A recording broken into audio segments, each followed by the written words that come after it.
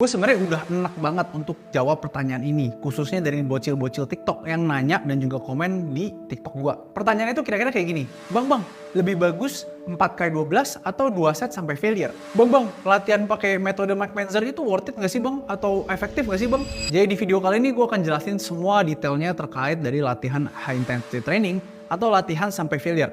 Apa aja kelebihannya, apa aja kekurangannya. High intensity training atau heavy duty training principles itu pertama kali dipopulerkan bukan dibuat oleh Mike Mentzer. Jadi gimana sih protokol dari heavy duty principles atau high intensity training ini? Yang pertama udah jelas adalah bebannya berat. Jadi Mike Mentzer itu membuat program atau metode latihan ini itu memaksa para penggunanya untuk nge-hit atau nge-break PR mereka. Yang kedua udah pasti latihannya sampai failure atau kita bilangnya high relative effort. Yang selanjutnya itu adalah low volume. Jadi ketika kita latihan sampai failure, fatigue-nya itu akan tinggi sekali. Jadi kita nggak mungkin bisa untuk handle volume atau jumlah set yang terlalu banyak. Makanya biasanya Mike Mentzer cuma pakai 1-2 working set aja. Gue mau bahas terkait dari kelebihan dari high intensity training itu atau latihan sampai failure. Yang pertama udah jelas lebih hemat waktu. Karena volumenya yang lebih sedikit, kita itu bisa menyelesaikan latihan dengan lebih cepat. Yang kedua adalah faktor standarisasi. Pernah nggak sih misalkan kalian ngikutin program yang pakai RPE atau pakai RIR ya? Jadi itu biasanya adalah program yang mewajibkan kita, atlet atau penggunanya itu untuk selalu aware seberapa jauh kita dengan failure. Jadi penilaian RPE itu sendiri itu kan bersifat subjektif ya. Jadi kita mungkin aja bisa berubah-ubah dari hari ke hari. Sedangkan ketika kita latihan sampai failure ya, maka kita itu nggak membiarkan diri kita untuk nyisain rep sama sekali. Jadi udah pasti keadaannya itu failure. Yang ketiga itu lebih terfokus. Bayangin kalian cuma punya 2 set dan kalian harus lakuin semuanya itu all out.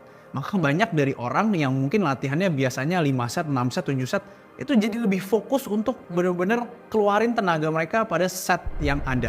Yang terakhir kelebihannya itu adalah personal record oriented. Jadi kalau kalian tahu orang-orang yang benar-benar pakai metode Mike Mentzer, mereka akan bawa buku atau catatan kemana-mana. Mereka akan sebisa mungkin kayak lihat, oh minggu lalu gue segini atau 2 minggu lalu gue segini, gue akan coba kalahin apa yang udah pernah gue angkat. Ini bagus karena ini ensure atau memastikan kalian itu tetap berprogres dari waktu ke waktu, even sedikit demi sedikit. Apa kekurangan dari high intensity training atau latihan sampai failure? Yang pertama itu adalah fatigue cost atau harga yang harus kalian bayar dalam bentuk kelelahan. Udah pasti ketika kalian latihan sampai failure akan jauh lebih capek ketimbang kalian berhenti mungkin 1-3 reps sebelum failure. Yang kedua, high intensity training atau latihan sampai failure lebih sulit dilakukan dengan gerakan-gerakan yang melibatkan technical yang tinggi. Contohnya misalkan squat dan deadlift. Kalau misalkan squat dan deadlift, kemungkinan besar mungkin nafas kalian udah habis duluan sebelum otot kalian failure. Atau mungkin teknik kalian udah breakdown duluan sebelum otot kalian failure. Kekurangan yang ketiga itu adalah translasi yang kurang baik ke strength training.